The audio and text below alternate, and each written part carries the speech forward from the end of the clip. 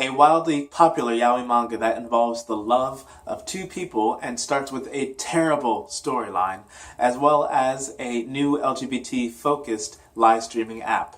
More in a second here at Queer Fudanshi.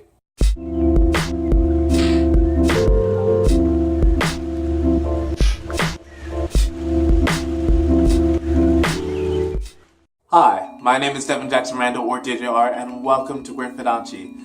Today we're going to be talking about two properties. One, the first volume of A Tyrant Falls in Love, and two, the new app Radar TV. As always, this will be a spoiler conversation, so if you have not checked out that yaoi manga, make sure to do so first. You can go ahead and go down to the description for this video and go to the section times, listen to the description, and then once you see the little spoiler sign, go ahead and stop the video, check out the property, and then come back to join the conversation later. So let's get talking. First, we're going to be talking about the first volume to The Tyrant Falls in Love. The official premise for The Tyrant Falls in Love is: university student Tetsuhiro Morinaga has been in love with his homophobic, violent, and tyrannical senpai, Suichi Tatsumi, for more than 4 years now. Even though he's told Tatsumi how he feels and even managed to steal a kiss, expecting anything more seems like nothing more than the stuff of dreams. That is until the long-oppressed Morinaga gets his biggest chance ever. Might his unendingly unrequited love finally be returned? Honestly, I did not like it. The first 3 chapters were very upsetting to me because the story starts with rape.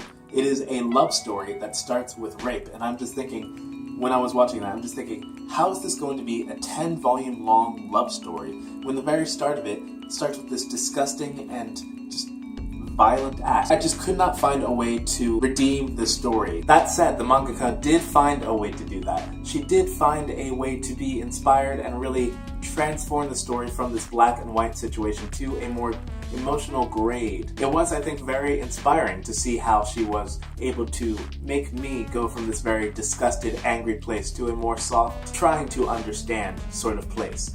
Mind you, I definitely do not like the character Morinaga. I think he is selfish and childish, and I really had to think and sit there and be like, okay, how much can I just say, you know, it's a yaoi manga, whatever. You know, you've heard me say that before. How much can I just forget the story for that? How much can I forget this character? And after seeing Tatsumi trying to be forgiving, I was like, okay, I'll try to forget too. And then, of course, there goes Morinaga pushing himself on the other character yet again. Ultimately, I will read more of this comic, and I do hope that I eventually do end up liking the comic overall in the grand scheme of it. That said, this first volume did not start off well to me. My rating for Volume 1 of The Tyrant Falls in Love will be a 3 out of 5 stars. I would have given it 2, honestly, if it weren't for the fact that Chapter 4 was so well crafted in making me forgive the situation, if just a little bit. Second, we are going to be talking about an app. I actually got an email from the PR department of this new app, and they said, hey, can you look this up? And I said, sure.